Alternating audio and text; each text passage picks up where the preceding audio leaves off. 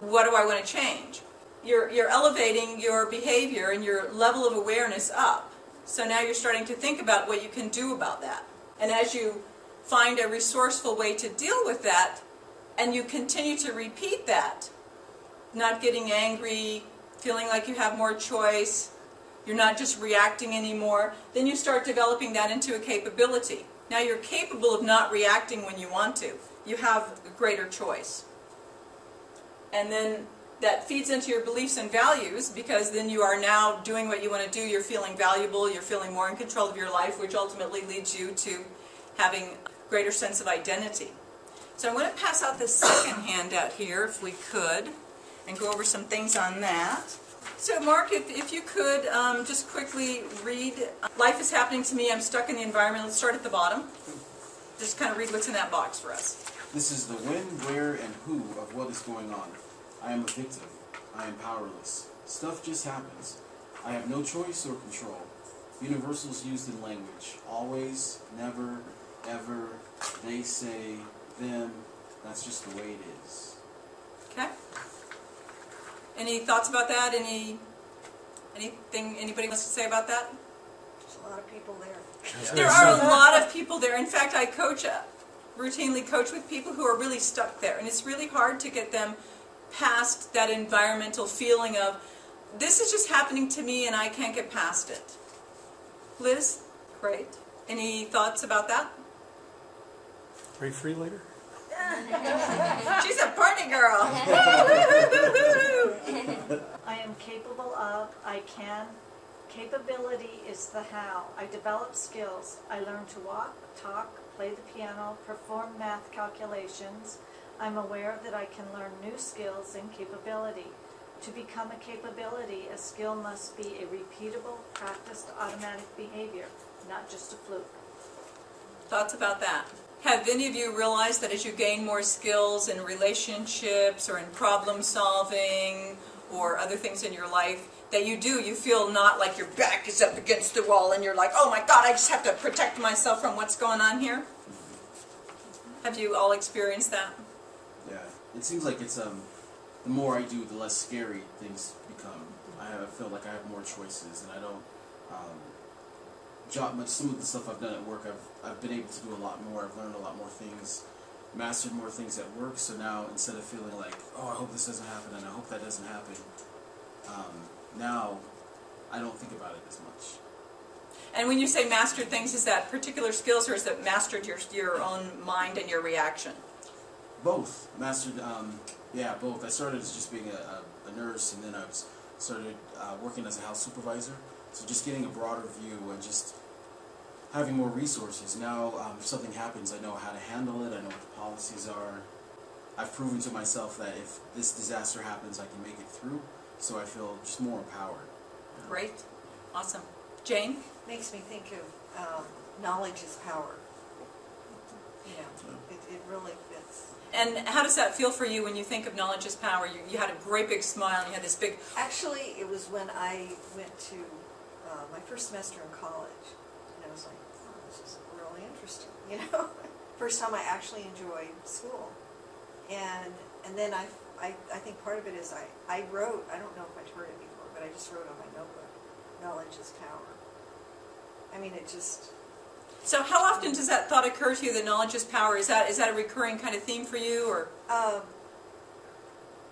No. I mean, it just hit me, you know, I just remembered that situation. Okay. Awesome.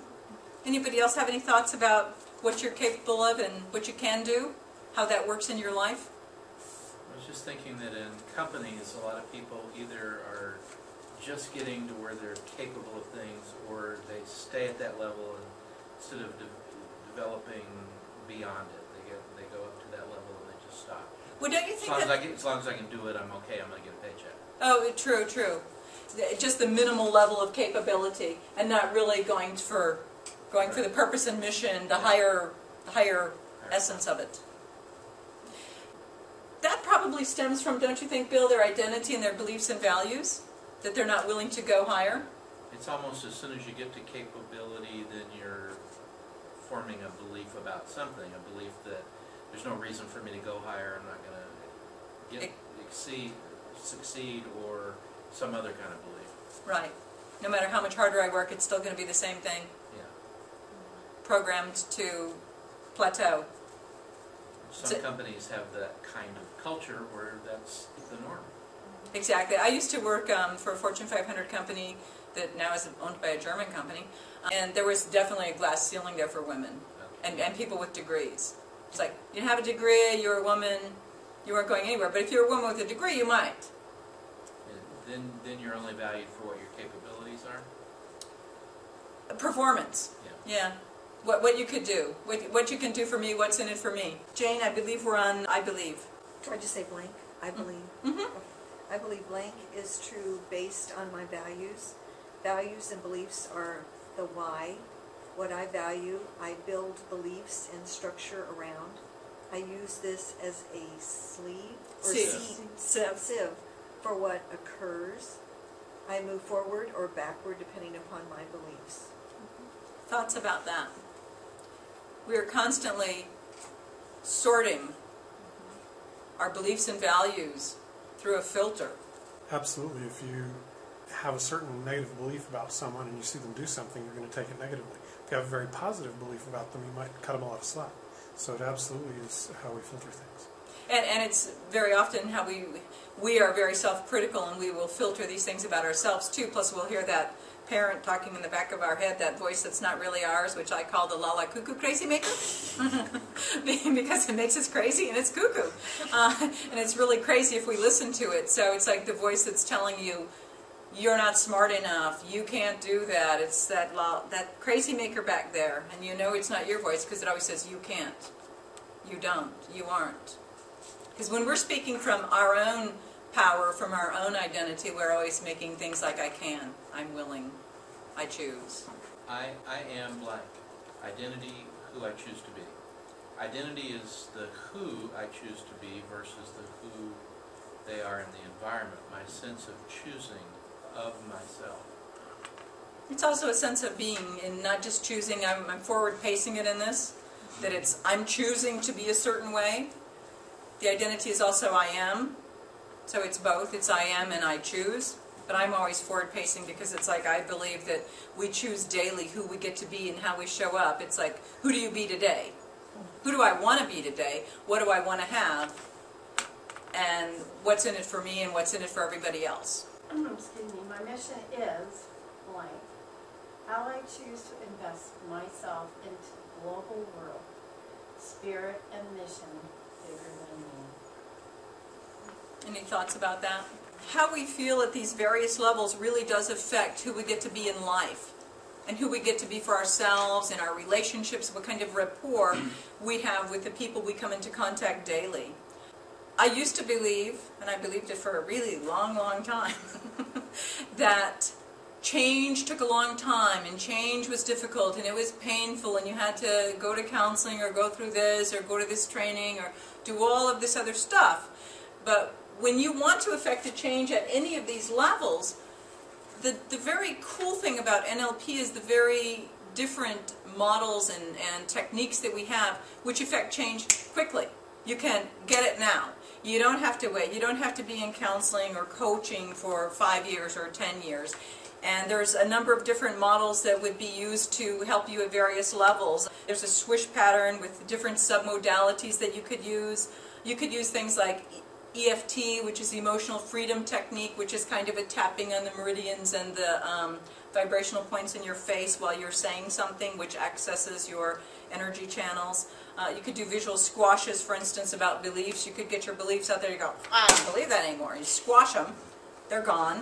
You could do different things. You could anchor. You could create new behaviors with a new behavior generator. And so there's a number of techniques that you can quickly use. We don't have to be stuck trying to struggle up here, struggle and struggle and struggle.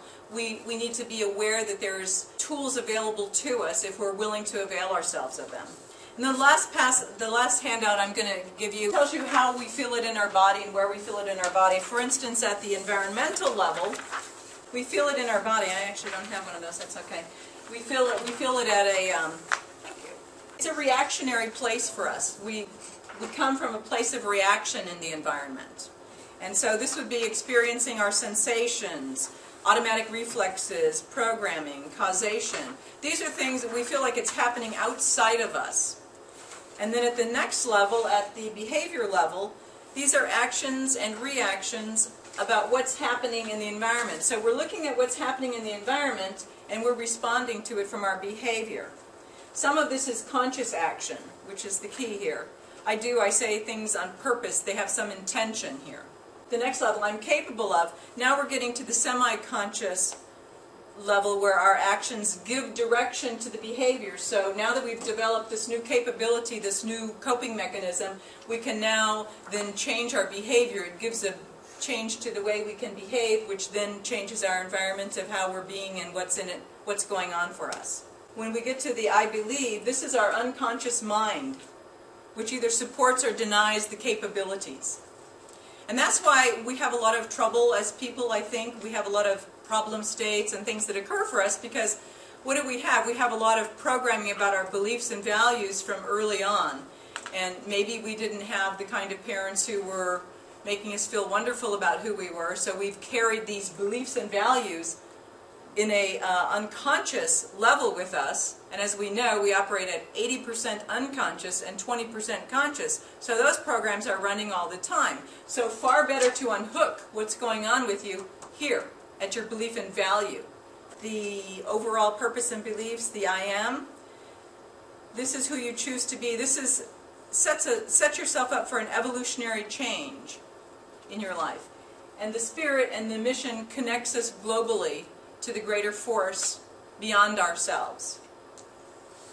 And so that's what I wanted to present to you today, and my challenge to you today as I wrap up is to ask you, of the 6 levels of awareness and being, do you have an idea which level you're operating primarily from on an ongoing basis?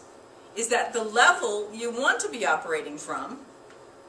How is that working for you to operate from that level? How is it working in your life? Are you getting what you want, being who you want to be?